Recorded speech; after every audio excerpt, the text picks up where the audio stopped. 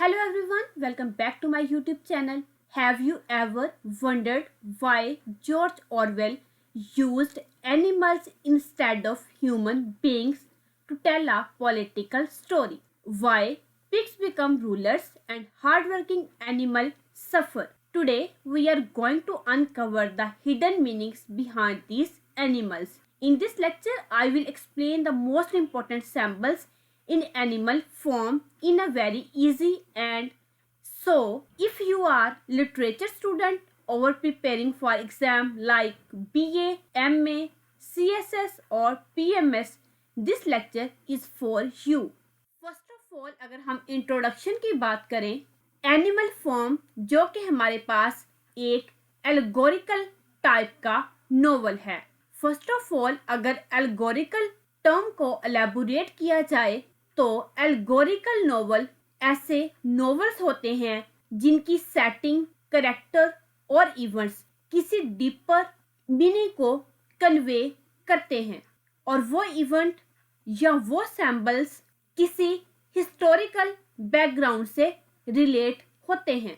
इसमें मौजूद हर कैरेक्टर और ऑब्जेक्ट रियल हिस्टोरिकल आइडियाज को हाईलाइट करता है और इन सैम्बल्स के थ्रू हम पॉलिटिक्स को, पावर को और उस टाइम पीरियड के रेवोल्यूशनरी पीपल्स को भी जज कर सकते हैं। आज का हमारा ये लेक्चर उन तमाम कैंडिडेट्स के लिए है जो किसी भी competitive as well as university level के एग्जाम की प्रिपरेशन कर रहे हैं। फर्स्ट ऑफ ऑल हम सैम्बल को एलेबोरेट करते हैं। A symbol is something that represents a deeper meaning. Basically symbol एक ऐसी चीज होती है जो किसी डीपर मीनिंग को कन्वे कर रही होती है। इन एनिमल फॉर्म जो कि हमारे पास एक नोवेल है, इसमें मौजूद एनिमल्स और ऑब्जेक्ट रियल पीपल और इवेंट्स को हाईलाइट कर रहे हैं। ऑरवेल जो कि इस नोवेल के राइटर हैं, उन्होंने इन तमाम सैम्बल्स को इस टाइम पीरियड की करप्शन और डिक्टेटरशिप के सेटअप को क्रिटिसाइज करने के लिए इन तमाम सैम्बल्स को यूज किया है। फर्स्ट ऑफ ऑल हम सैम्बल ऑफ नेपोलियन को डिस्कस करते हैं। Napoleon represent Joseph Stalin. Napoleon का कैरेक्टर जोसेफ स्टालिन को हाईलाइट कर रहा है। Basically Joseph Stalin Soviet union से बिलोंग करने वाला एक पर्सन था जो कि एब्सोल्यूट पावर और डिक्टेटरशिप की सैम्बल के तौर पर यूज किया गया है। ये कैरेक्टर लोगों में फियर, वॉयलेंस और प्रोपेगेंडा टाइप के एलिमेंट्स को हाईलाइट करता है। नेपोलियन का कैरेक्टर जिसको जोसेफ स्टालिन के कैरेक्टर के साथ सिंबलाइज किया गया है, ये कैरेक्टर दिखाता है कि किस तरह लोग पावर गेन करने के बाद करप्शन शो करते हैं, कि किस तरह लीडर अपनी पावर का मिसयूज करते हुए नजर आते हैं। अगर हम इसको अपनी डेली लाइफ से रिलेट करना चाहें तो सिंपली हम कह सकते हैं जिस तरह हमारे कंट्री में इलेक्शन का एक सेशन चलता है, किस तरह से हमारे MNA, MPA वोटिंग के लिए लोगों को किस तरह से एक्सप्लॉइट कर रहे होते हैं, उनसे डिफरेंट काइंड के प्रोमिसेस करते हैं कि हम आपके लिए ये कर देंगे, हम आपके लिए ये कर देंगे, लेकिन एट द एंड जैसे ही उनको अपनी डिजायर पोजीशन मिल जाती है, वो लोगों से किए प्रोमिसेस भूल जाते हैं। तो सेम थिंग ये कैरेक्टर भी हाईलाइट कर रहा है कि किस तरह लोग लीडर बनने के बाद या जब उनके पास पावर आ जाती है तो वो वर्किंग क्लास को एक्सप्लॉइट करते हैं। नेक्स्ट जो सैम्बल हमारे पास है that is a symbol of snowball. Snowball basically represent कर रही है लियोन ट्रोट्स्की के कैरेक्टर को, जिसको इस नोवेल में as a symbol of intelligence and revolutionary type का पर्सन दिखाया गया है, जिसके आइडियाज बहुत ज्यादा रेवोल्यूशनरी टाइप के हैं। रेवोल्यूशनरी टाइप की चीज आप ऐसी चीज को कह सकते हैं जो सोसाइटी में चेंज लाना चाह रही हो। ये कैरेक्टर अपनी सोसाइटी में, अपने कंट्री में प्रोग्रेस लाना चाहता है, प्रोस्पेरिटी लाना चाहता है और इक्वालिटी लाना चाहता है। लेकिन इस कैरेक्टर को नेपोलियन का कैरेक्टर रिमूव कर देता है।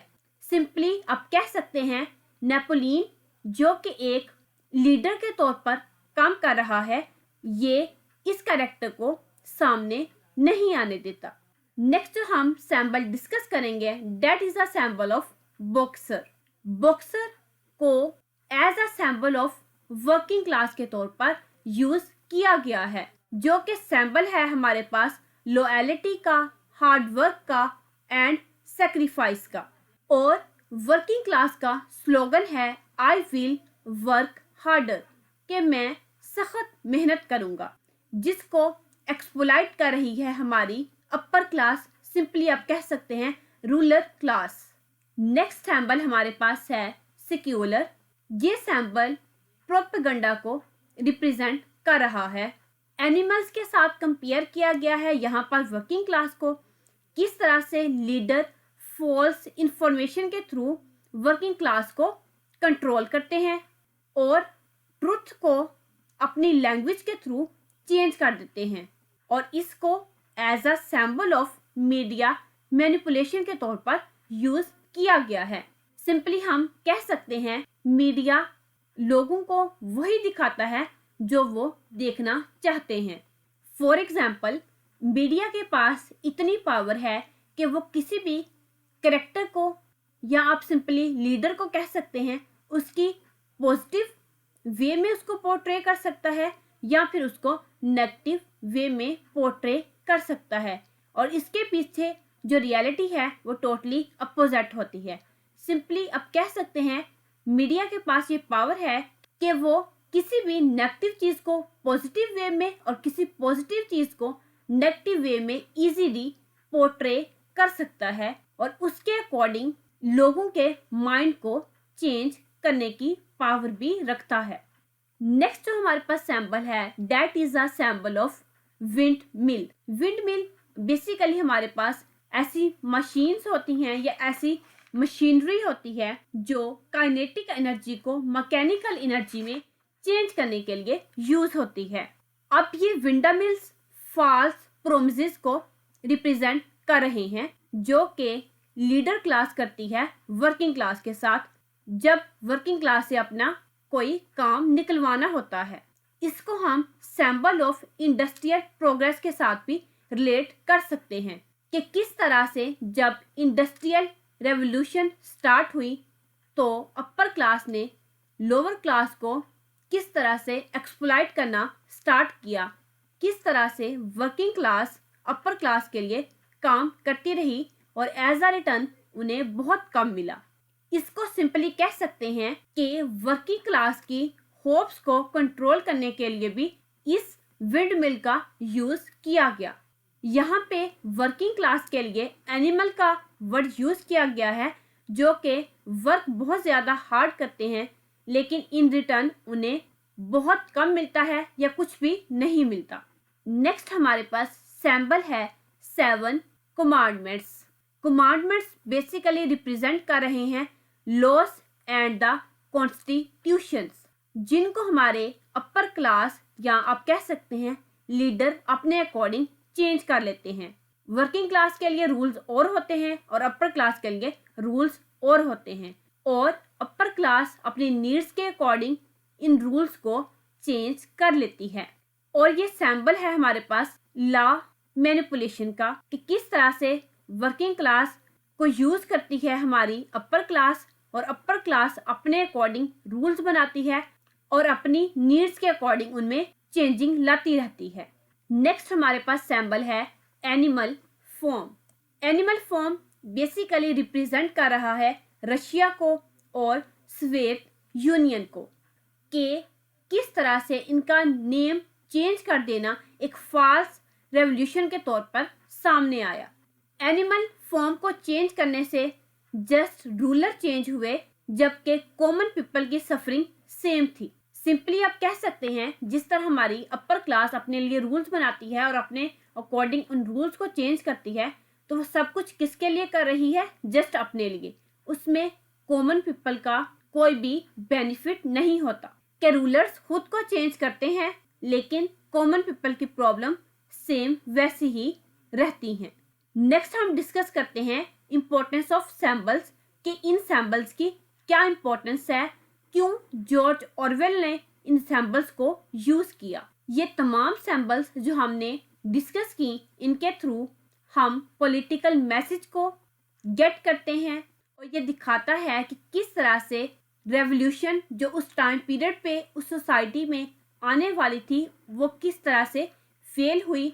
और इसके अलावा ये पावर के मिसयूज को भी हाईलाइट करती हैं और ये तमाम पॉइंट आपके पेपर पॉइंट ऑफ व्यू से बहुत ही इम्पोर्टेंट है। नेक्स्ट हम अगर कंक्लूजन की बात करें, एनिमल फॉर्म जो कि हमारे पास एक सिंबॉलिक नॉवल है, ये एक्सपोज करता है करप्शन को, डिक्टेटरशिप को और एक्सप्लॉयटेशन को। ऑरवेल जो कि इस नॉवल के राइटर हैं, ये रीडर्स की ब्लाइंड ओबीडियंस को खत्म करने की कोशिश कर रहे हैं कि किस तरह से सोशल मीडिया हमें ब्लाइंड बना देता है और जो चीज़ें हमें सोशल मीडिया दिखाता है हम उसके अकॉर्डिंग अपने माइंड को सेट कर लेते हैं, लेकिन रियलिटी इसके टोटली अपोजिट होती है। So as a literature student आपको इस नॉवल को लाजमी रीड आउट करना चाहिए, बिकॉज लिटरेचर के स्टूडेंट की ये खूबी होती है कि वो किसी भी चीज़ के पॉजिटिव और नेगेटिव दोनों साइड्स को देखता है और फिर उसके बाद डिसाइड करता है कि कौन सी साइड राइट है और कौन सी साइड रॉन्ग है, कौन ब्राइटनेस की तरफ जा रही है और कौन सी साइड डार्कनेस की तरफ जा रही है। In the end Animal Farm teaches us one powerful lesson, a revolution without awareness leads to another form of slavery. If you found this lecture helpful, don't forget to like, share and subscribe because understanding literature means understanding the world around us. See you in the next video. Till then, take care.